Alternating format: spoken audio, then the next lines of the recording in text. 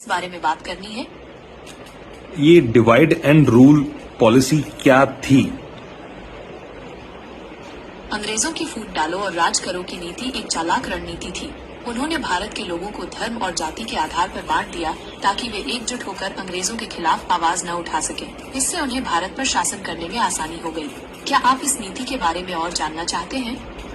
मेरा सवाल ये है, क्या ये आज भी इस्तेमाल हो रही है? ये एक अच्छा सवाल है। हालांकि यह नीति अब आधिकारिक रूप से लागू नहीं है, लेकिन इसके कुछ प्रभाव आज भी समाज में देखे जा सकते हैं। कुछ लोग अभी भी धर्म और जाति के आधार पर भेदभाव करते हैं, जिससे समाज में तनाव और विभाजन पैदा होता है।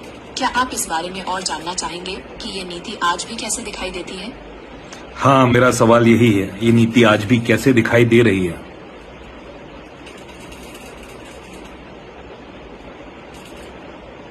ये नीति आज भी कई तरीकों से दिखाई देती है।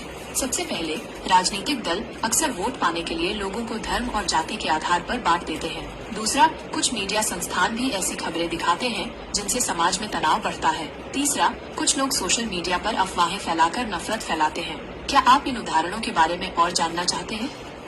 मुझे कुछ आज के उदाहरण बता दीजिए प्लीज। जरूर, मैं आपको कुछ उदाहरण देती हूँ। जैसे कुछ राजनीतिक दल चुनाव जीतने के लिए लोगों को धर्म के नाम पर भड़काते हैं। वे कहते हैं कि अगर आप उनकी पार्टी को वोट देंगे तो आपका धर्म सुरक्षित रहेगा। इसी तरह कुछ न्यूज चैनल और अखबार भी ऐसी खबरें दिखाते हैं जिनसे लोगों में गुस्सा और नफरत फैलती है। वे एक धर्म के लोगों को दूसरे धर्म के खिलाफ भड़काते हैं। इसके अलावा सोशल मीडिया पर भी कई लोग झूठी खबरें और अफवाहें फैलाते हैं, जिससे समाज में गलतफहमी और तनाव पैदा होता है। क्या सच में इस समस्या का कोई समाधान है? हाँ, बिल्कुल। इस समस्या का सबसे बड़ा समाधान है शिक्षा। जब लोग शिक्षित होंगे तो वे समझेंगे कि धर्म और जाति के नाम पर लड़ना गलत है। उन्हें यह भी पता चलेगा कि सभी धर्म और जाति के लोग बराबर हैं। इसके अलावा सरकार को भी ऐसे कानून बनाने चाहिए जो लोगों को धर्म और जाति के आधार पर भेदभाव करने से रोकें। और सबसे जरूरी बात, हम सबको मिलकर नफरत फैलाने वालों का विरोध करना चाहिए और प्यार और एकता को बढ़ावा देना चाहिए। लेकिन अगर सरकार ही ऐसी चीजों को बढ़ावा दे रही है तो? ये एक गंभीर समस्या है। अगर सरकार ही ऐसी चीजों को बढ़ावा दे रही है तो हमें और भी ज्यादा सतर्क रहने की जरूरत है।